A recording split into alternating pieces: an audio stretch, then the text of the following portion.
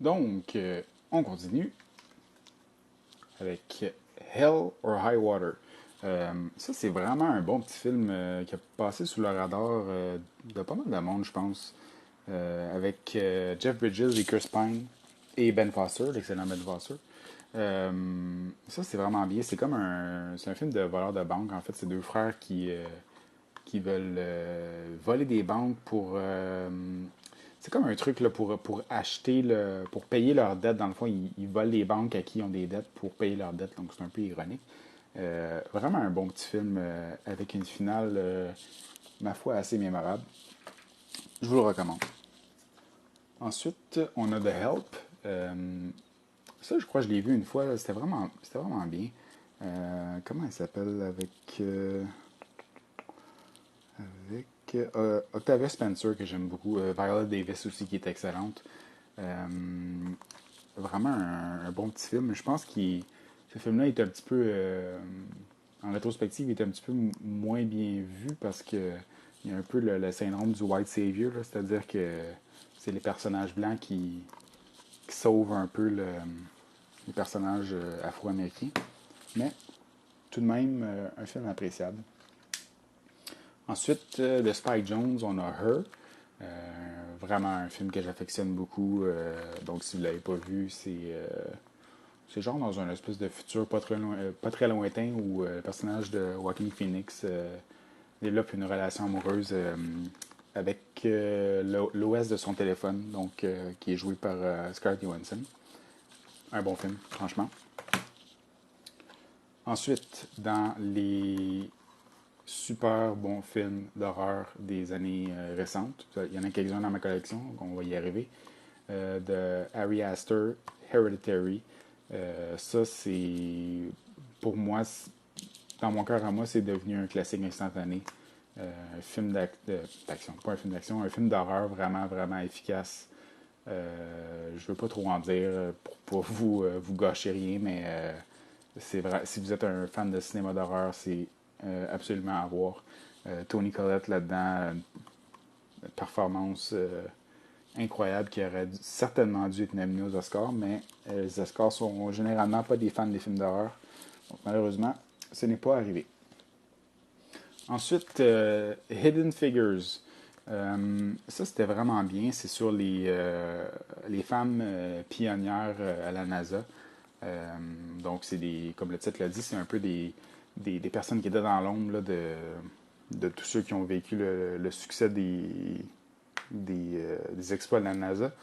Donc, ça, malheureusement aussi, je pense que ça a été revu un peu négativement là, parce qu'il y a des personnages, encore le fameux White Savior, là, qui est un peu le personnage de Kevin Costner, là, que s'il n'était pas là, ben, les personnages afro-américains n'auraient pas la reconnaissance qu'ils méritent, mais c'est un peu, euh, c'est un peu une béquille que les films d'Hollywood utilisent dans ce genre d'histoire-là, mais malgré tout, c'est un très bon film à voir. High Rise, un film vraiment étrange de Ben Wheatley. Ça, j'ai payé ça comme 4$ au Dollarama. Des fois, chez Dollarama, il y a des films vraiment pas chers. La plupart du temps, c'est un peu de la boîte, qu'est-ce qu'ils vendent, mais ce film-là me semblait intéressant.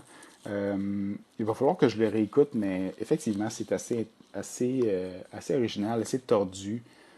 Donc, c'est un peu un commentaire sur les classes sociales. Donc, tout le film se passe dans. Je suis un fan aussi des films qui se passent tous dans un lieu ou dans très peu de lieux.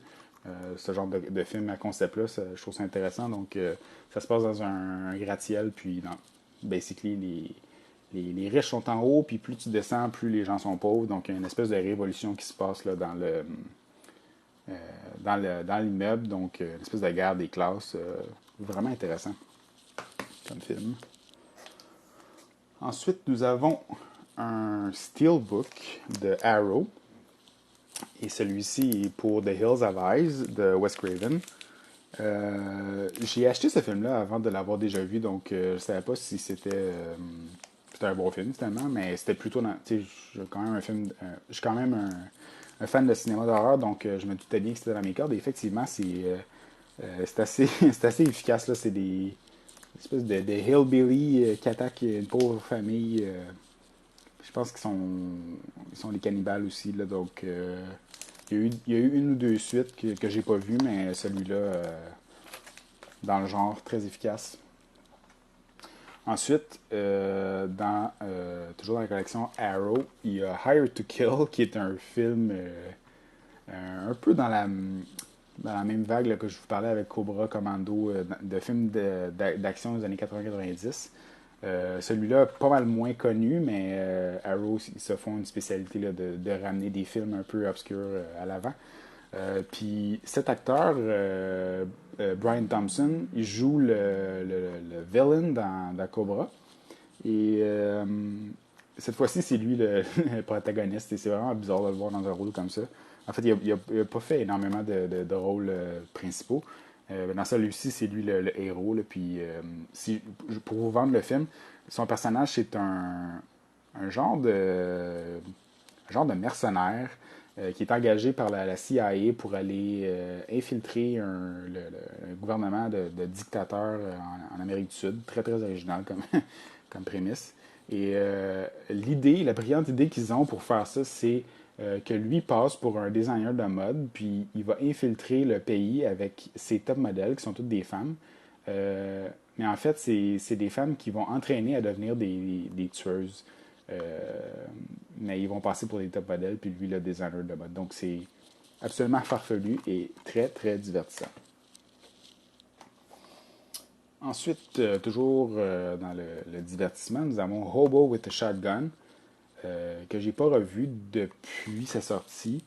Ça, si je me trompe pas, c'était un concours de fausses bandes annonces qu'ils ont fait comme après que Grindhouse soit sorti. Donc, le concept des fausses bandes annonces était vraiment populaire. Donc, ils ont fait un concours.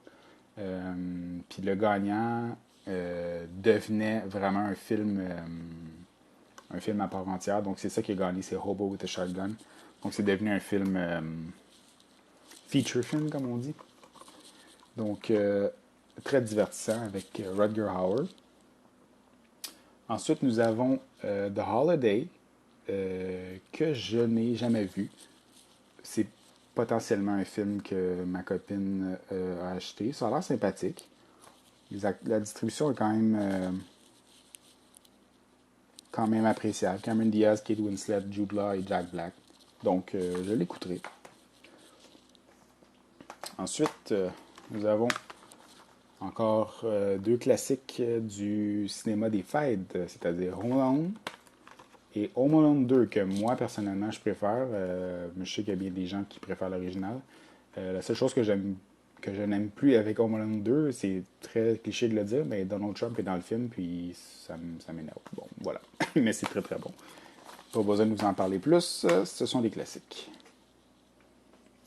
Ensuite, nous avons encore dans le cinéma d'horreur The House of the Devil de Ty West.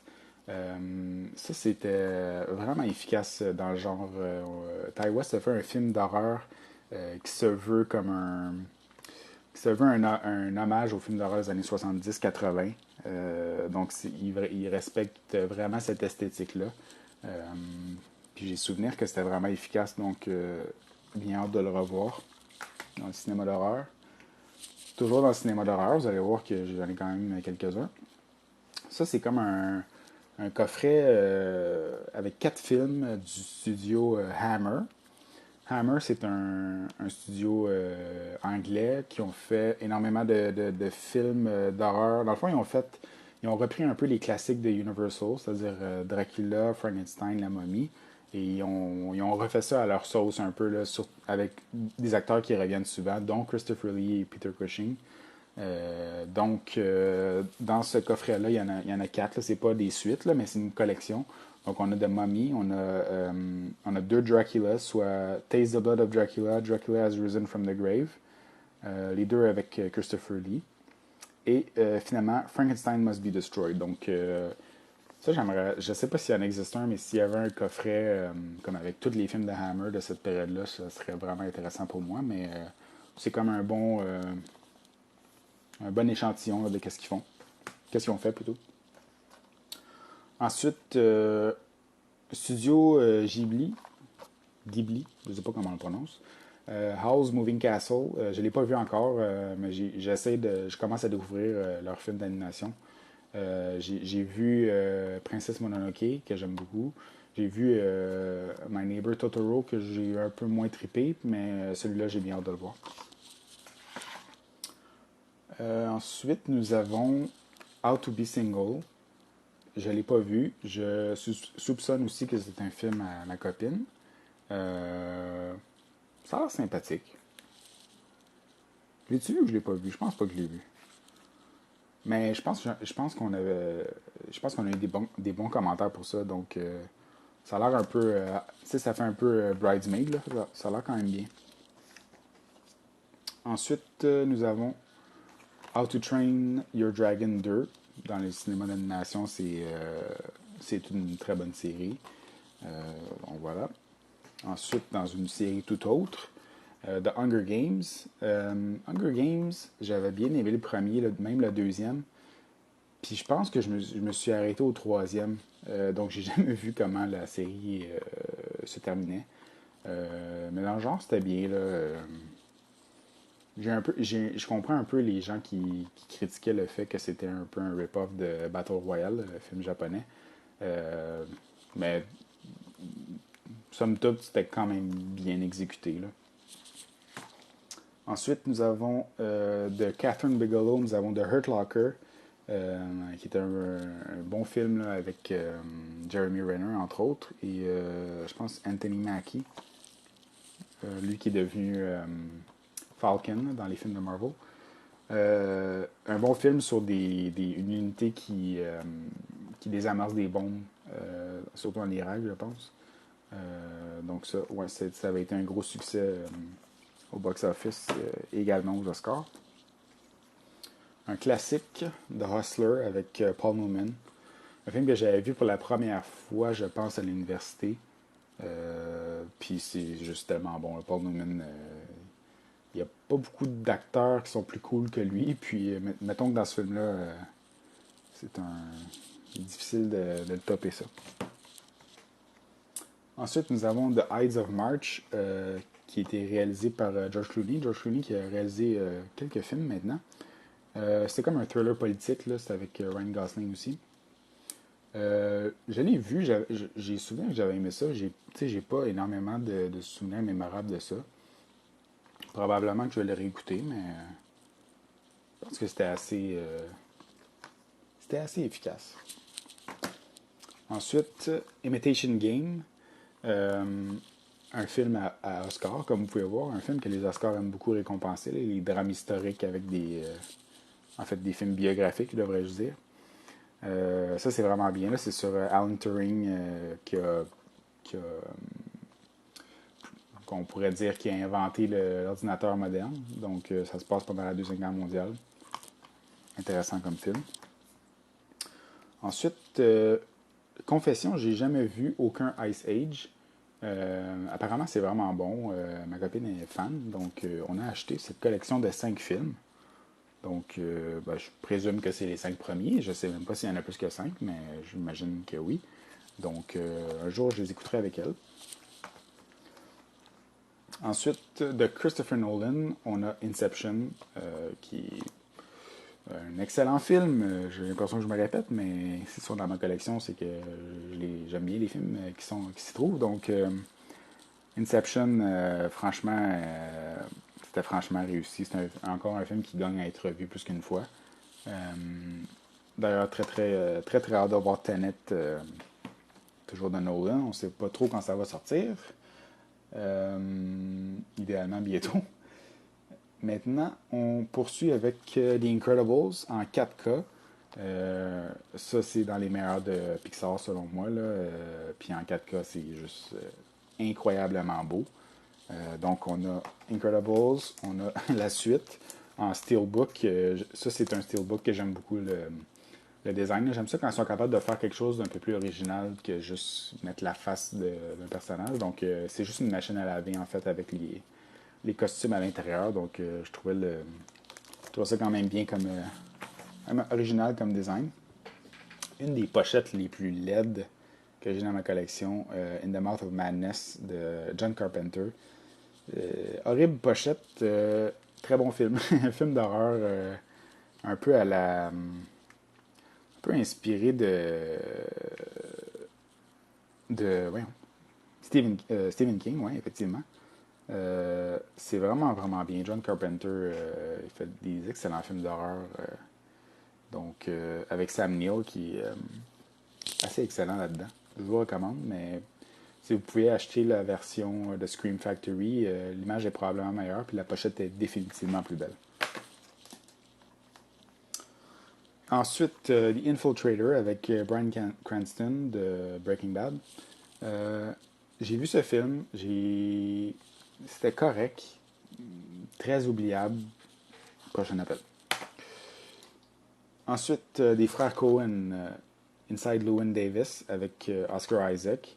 C'est pas mal le film qui a mis Oscar Isaac sur la map. Là. Il avait fait d'autres choses. Ben, il était dans Drive avant, surtout, mais vraiment un bon film. La musique est incroyable.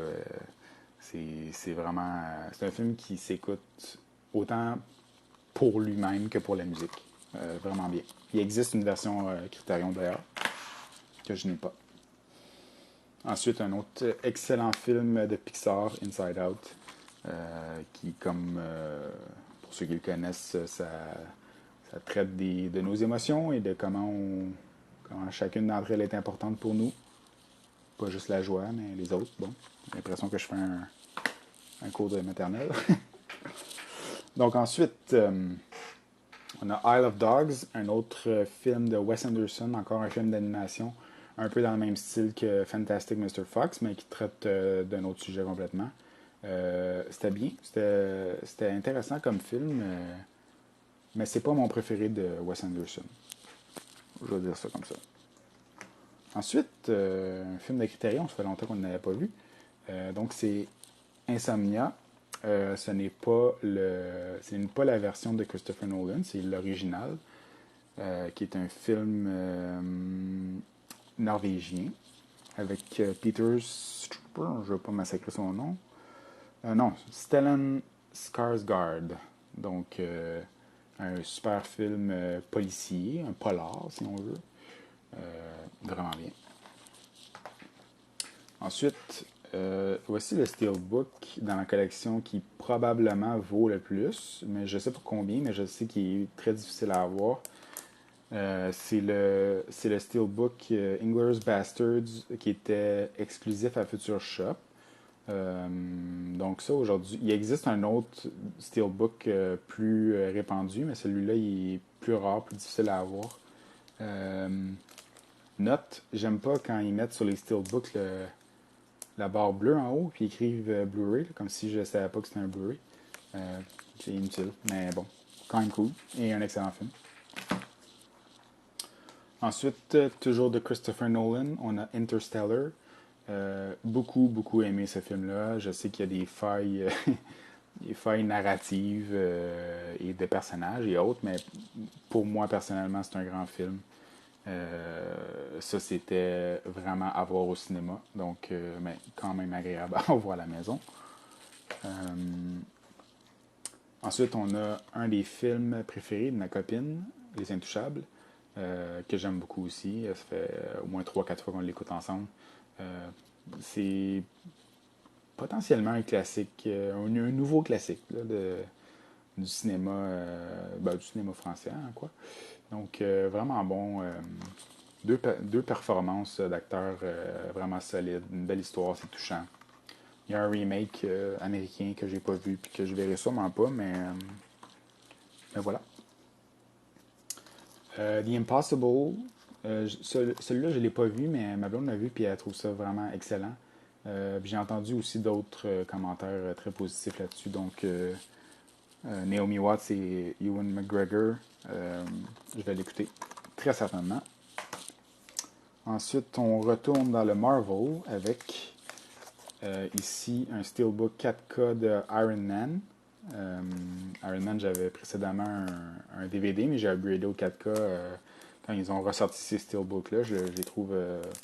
C'est pas les designs les plus créatifs, là, mais ben, en fait, c'est c'est carrément l'affiche officielle, sans le texte, mais je trouvais ça quand même. C'est quand même beau sa tablette, on va dire ça, comme ça. Ensuite, on a probablement le P Iron Man, Iron Man 2, qui est quand même. C'est divertissant quand même, mais c'est pas à la hauteur du premier, ni des autres films de Marvel. Et Iron Man 3, qui lui a été réalisé par Shane Black, qui est aussi un peu un film de Noël, mais très peu. Mais ça fait bien la job comme film d'Iron Man. Par la suite, on a un film, je crois, coréen, I Saw the Devil, que j'ai vu il y a longtemps, qui est vraiment, vraiment bon. C'est un film d'horreur, un peu policier aussi. Vraiment extrême dans sa violence. Donc, ne pas regarder ce film si vous êtes. Si vous n'aimez pas la violence extrême, finalement. Mais oui, vraiment un super, super film. Corée du Sud, ils ont un cinéma très intéressant. Ensuite, It Comes at Night, qui avait probablement une des bandes annonces les plus mensongères de l'histoire récente. Ça a l'air d'être un gros film d'horreur avec des monstres, mais c'est pas ça du tout. C'est plutôt un thriller psychologique dans lequel des personnages, c'est une espèce de scénario post-apocalyptique dans lequel les personnages se font pas confiance, puis euh, c'est ça. Il y a beaucoup de, beaucoup de drame autour de ça. C'est vraiment bien. Film d'horreur vraiment intéressant qui est sorti dans les dernières années, It Follows. Euh, Trame sonore vraiment excellente par Disaster Peace, qui faisait surtout de la musique de jeux vidéo. C'est sa première trame sonore de film, vraiment de la bonne musique. Le concept de ce film-là est vraiment intéressant, vraiment original. Il y a un petit peu il y a des failles dans l'exécution, là, surtout comme dans le troisième acte, mais outre ça, c'est un film d'action, pas un film d'action, plutôt un film d'horreur assez réussi. Donc, je retourne aux tablettes et j'en ramène plus.